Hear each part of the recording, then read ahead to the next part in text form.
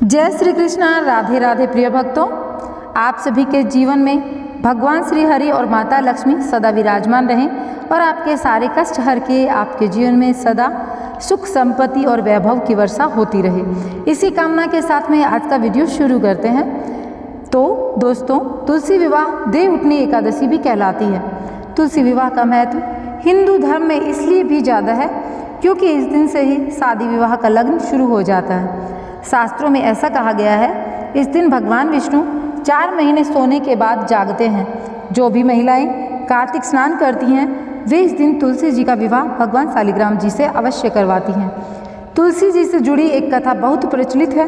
श्रीमद् देवी भागवत पुराण में इनके अवतरण की दिव्य लीला कथा भी बनाई गई है। एक बार शिव ने अपने तेज को समुद्र में फेंक दिया था। उससे एक महातेजस्वी बालक ने जन्म लिया।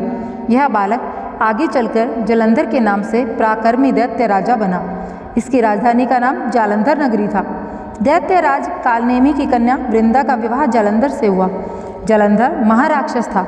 अपनी सत्ता के बद में चूर उसने माता लक्ष्मी को पाने की कामना से युद्ध किया, परंतु समुद्र से ही उत्पन्न होने के कारण माता लक्ष्मी ने उसे अपने भाई के रूप में स्वीकार कर लिया।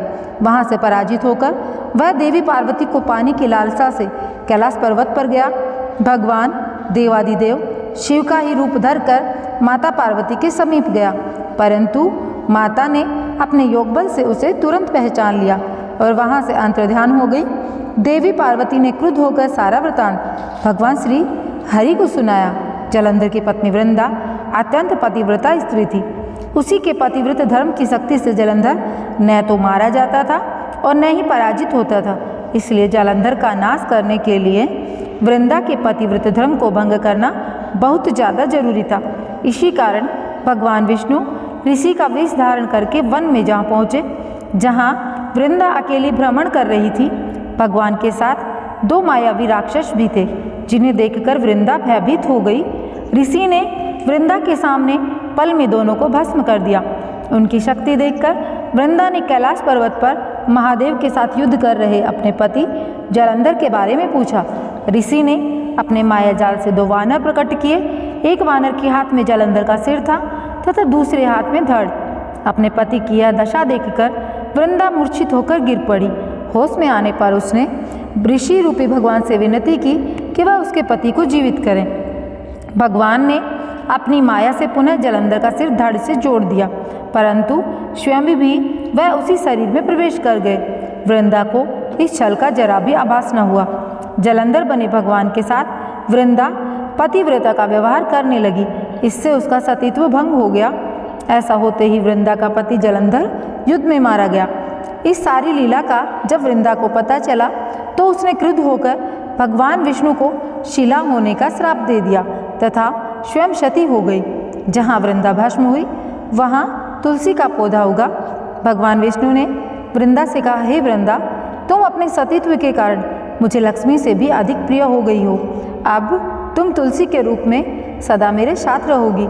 जो मनुष्य भी मेरे शालिग्राम रूप के साथ तुलसी का विवाह करेगा उसे इस लोक और परलोक में विपुल यश प्राप्त होगा। जिस घर में तुलसी होती है वहाँ यम के दूत भी असमय नहीं जा सकते।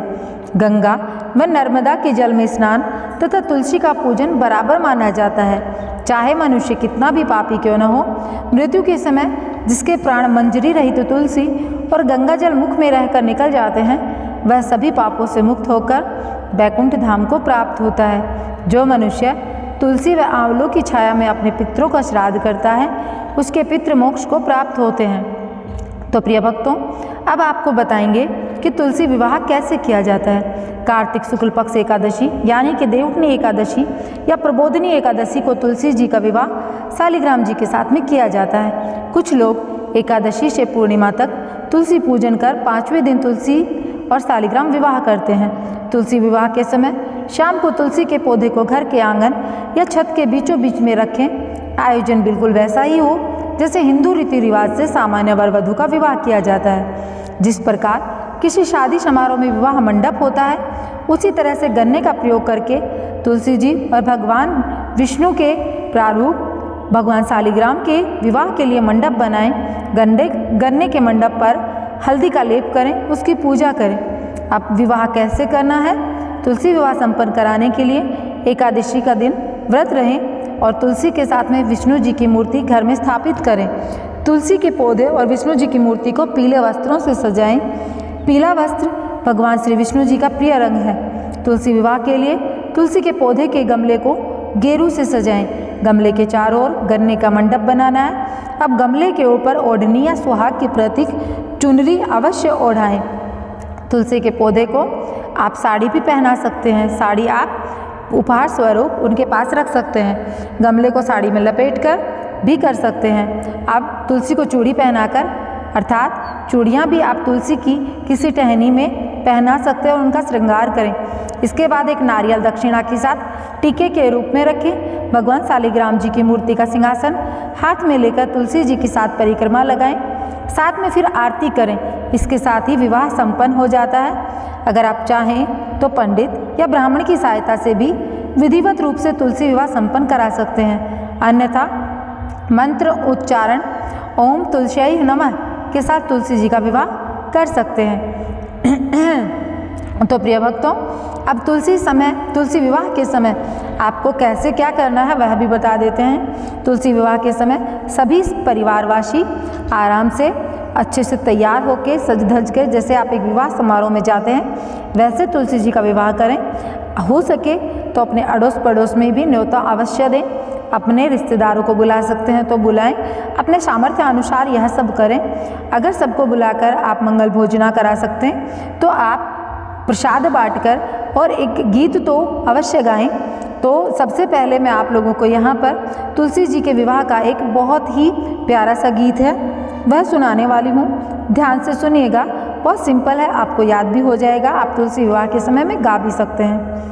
मेरी तुलसी रानी का ब्याह के मंगल गाओ रे, मेरी तुलसी रानी का ब्याह के मंगल गाओ रे। तुलसी रानी को नथ पहनाओ, तुलसी रानी को रथ पहनाओ, सोहनी चुनरी है लाल के मंगल गाओ रे।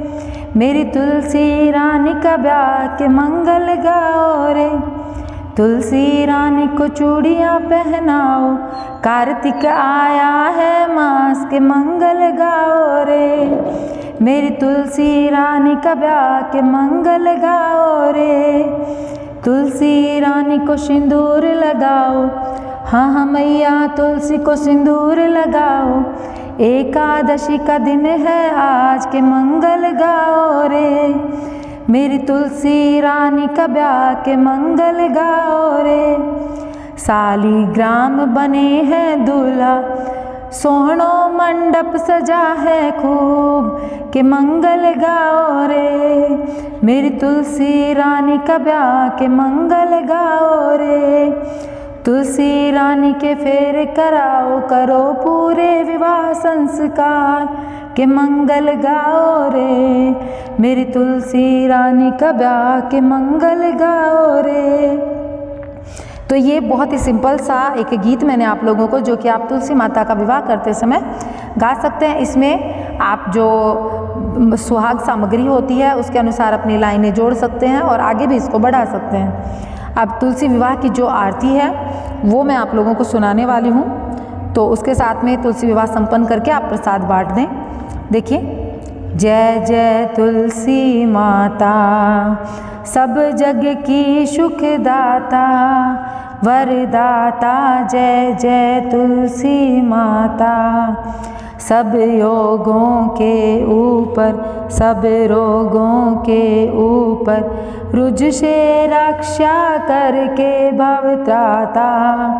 जय जय श्री तुलसी माता।